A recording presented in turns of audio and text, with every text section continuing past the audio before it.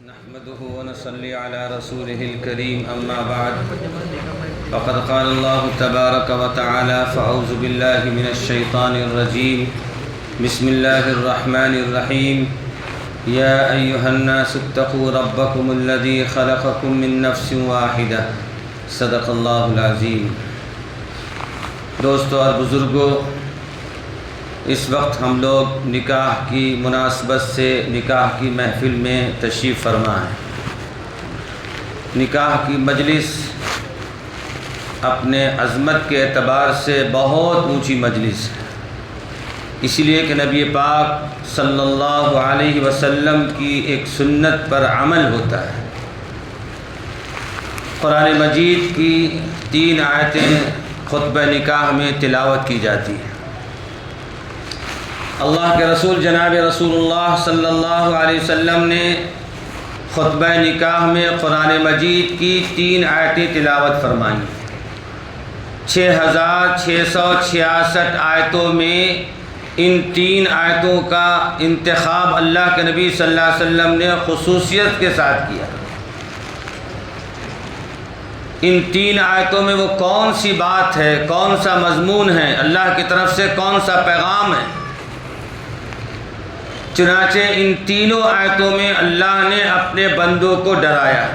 یا ایھا الناس اتقوا ربکم الذی خلقکم من نفس واحدہ، پھر فرمایا یا ایھا الذین آمنوا اتقوا اللہ حق تقاتہ، اور تیسری آیت آپ نے فرمایا یا ایھا الذین آمنوا اتقوا اللہ وقولوا قولا سدیدا یصلح لکم اعمالکم ویغفر لکم ذنوبکم۔ یہ 3 آیتیں خطبہ نکاح میں پڑھی جاتی ہیں، اس لیے کہ نکاح کے بعد ایک شوہر اور ایک بیوی دونوں کا رشتہ حقوق العباد کے ساتھ جڑ جاتا ہے۔ یہ ایسا رشتہ ہے جس کا تعلق حقوق العباد سے ہے۔ ایک دوسرے طرفین کے درمیان، زوجین کے درمیان ایک دوسرے پر ذمہ داری عائد ہوتی ہے۔ شوہر پر بیوی کی ذمہ داری عائد ہوتی ہے اور بیوی پر شوہر کی ذمہ داری عائد ہوتی ہے۔ قرآن مجید میں اللہ نے اور وضاحت کے ساتھ ایک جگہ فرمایا ہن لباس لکم وانتم لباس لہن، فرمایا شوہر بیوی کے لیے لباس ہے اور بیوی شوہر کے لیے لباس ہے۔ یہ قرآن کا اعلان ہے، یہ قرآن کا پیغام ہے کہ اگر شوہر کے اندر کوئی نقص، کوئی کمی، کوئی کوتاہی پائی جا رہی ہے تو بیوی کی ذمہ داری ہے کہ اس پر پردہ ڈال دے۔ جیسے لباس جسم پہ پڑے ہوئے داغ کو چھپا دیتا ہے، اسی طرح ایک بیوی کی ذمہ داری ہے کہ اپنے شوہر پر اگر کوئی نقص آئے، کوئی عیب ہے، کوئی کمی ہے، اس کو پردہ ڈال دے۔ اسی طرح شوہر کے ذمے لازم اور ضروری ہے کہ اسی طرح اپنی بیوی کے اندر کوئی کمی کوتاہی پائی جائے تو اس پر پردہ ڈال دینا، اس لیے کہ اللہ کا ضابطہ یہ ہے کہ جو ایک انسان کے عیب پر پردہ ڈالتا ہے، اللہ اس کے عیب پر پردہ ڈال دیتا ہے۔ آج یہ نکاح ہمارے معاشرے کے اندر نکاح ایک سنت ہے، ہم سب جانتے ہیں کہ ایک نبی کی سنت پر عمل ہوتا ہے، ایک نبی کی سنت زندہ ہوتی ہے۔ آج ماحول یہ ہے، حج کا خطبہ دیا جاتا ہے، عبادت ہے، عیدین کا خطبہ عبادت ہے، جمعہ کا خطبہ عبادت ہے، لیکن نکاح کے خطبے کو ہم نے عبادت نہیں سمجھا۔ یہ نکاح کا خطبہ بھی ایک عبادت ہے۔ ہمیں تصور رکھنا، ہمیں خیال رکھنا، ہمیں سوچنا اس بات کو کہ یہ بھی ایک بڑی عبادت ہے، عظیم عبادت ہے، اس لیے کہ اس نکاح کے ذریعے یہاں سے نسلوں کا سلسلہ شروع ہوتا ہے، اور ایک خاتون ایسی ہوتی ہے کہ ایک نیک صالح اولاد کو جنم دیتی ہے، اور اس سے بڑے بڑے اولیاء اللہ پیدا ہوتے ہیں، بڑے بڑے محدثین اور اکابرین پیدا ہوتے ہیں۔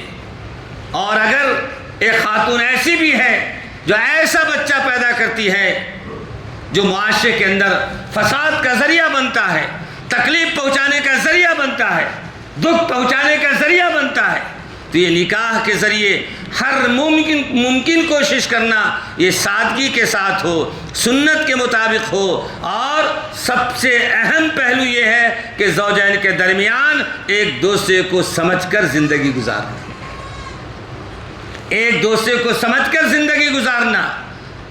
شوہر کے ذمے بیوی کے کیا حقوق ہیں، ہر حال میں اسے ادا کرنے کی کوشش کرنا، اور بیوی کے ذمے شوہر کے کیا حقوق ہیں اس کو صحیح طریقے سے ادا کرنے کی کوشش کرنا، جب جا کر زندگی میں عافیت اور سکون نصیب ہوتا ہے۔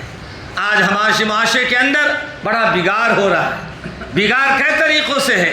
اگر قریوں میں چلے جائیں، آپ دیہات میں چلے جائیں، دوسرے اسٹیٹ میں آپ چلے جائیں تو وہاں عجیب فضا ہے۔ ہمارے یہاں سے 200 مہمان آئیں گے، دعوت باراتی جسے کہتے ہیں۔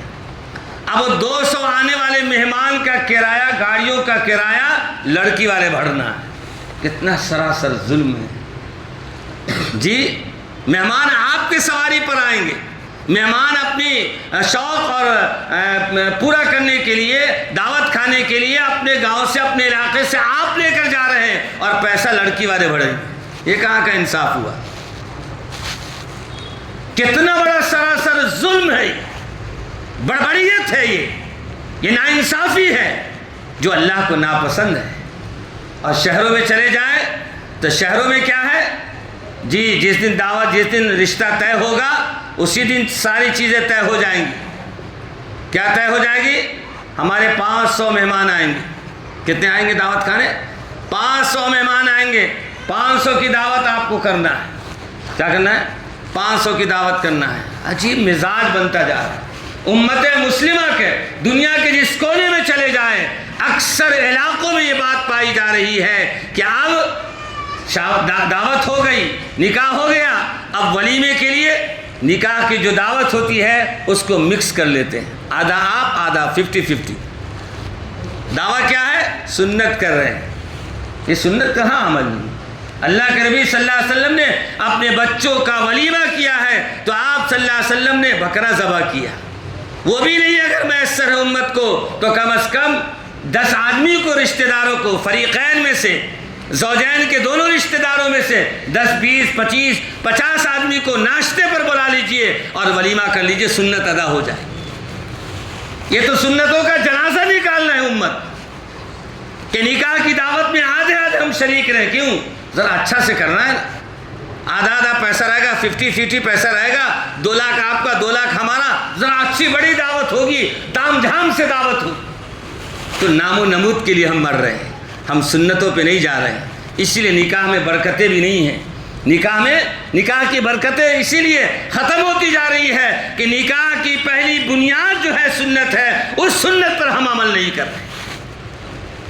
اسی لیے برائے مہربانی ہر باپ سے، ہر نوجوانوں سے میری گزارش ہے کہ ہم اپنے بچوں کا نکاح کرنے جا رہے ہیں یا ہم خود اپنا نکاح کرنے جا رہے ہیں تو یہ بات اچھی طرح یاد رکھیے، یہ مکس والا سسٹم ختم کیجیے۔